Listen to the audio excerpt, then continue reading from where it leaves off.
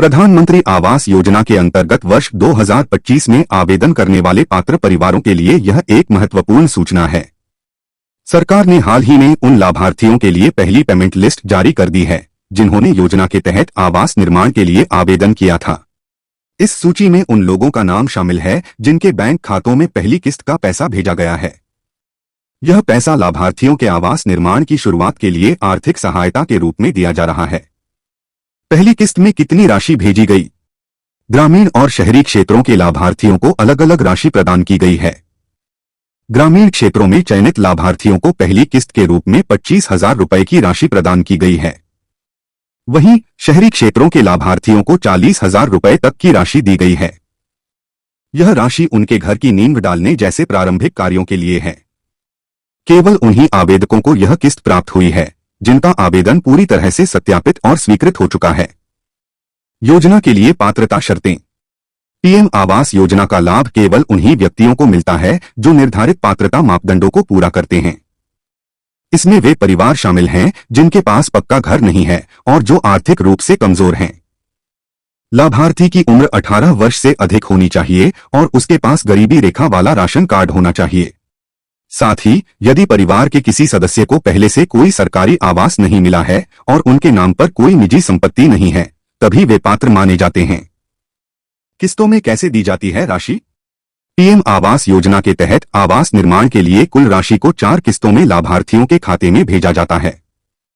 पहली किस्त 25,000 रुपए या 40,000 रुपए की होती है। इसके बाद दूसरी और तीसरी किस्त 40,000 रुपए से 40,000 रुपए तक हो सकती है।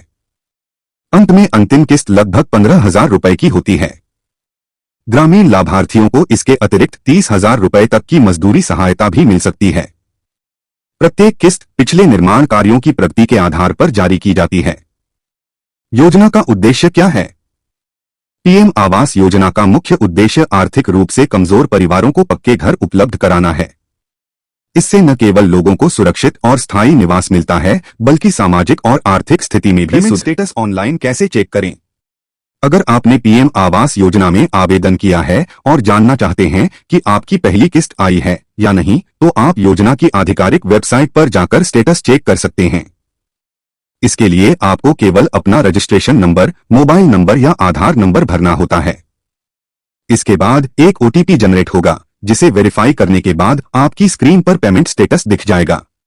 ऑनलाइन लिस्ट में अपना नाम कैसे देखें? अगर आप जानना चाहते हैं कि पहली पेमेंट लिस्ट में आपका नाम शामिल है या नहीं, तो इसके लिए आपको योजना के पोर्टल पर लॉगिन करना होगा। वहां आवासॉफ्ट सेक्शन में जाकर एच बेनिफिशियरी टैब पर क्लिक करें और आवश्यक जानकारी भरें। इसके बाद MIS रिपोर्ट पर जाएं और सभी विवरण चुनें। अंत में कैप्चा कोड भरकर सबमिट करते ही लिस्ट आपकी स्क्रीन पर खुल जाएगी। जरूरी बातें जो ध्यान में रखें।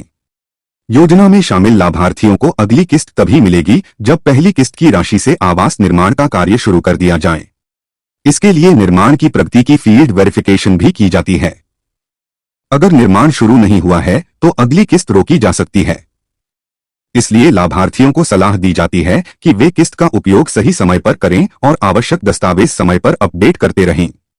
डिस्क्लेमर: यह लेख सूचना के उद्देश्य से तैयार किया गया है। इसमें दी गई सभी जानकारियां विभिन्न सरकारी स्रोतों और पोर्टल पर उपलब्ध सूचनाओं पर आधारित हैं। कृपया योजना से संबंधित अधिकृत और ताज़ा जानकारी के लिए संबंधित सरकारी वेबसाइट अवश्य देखें।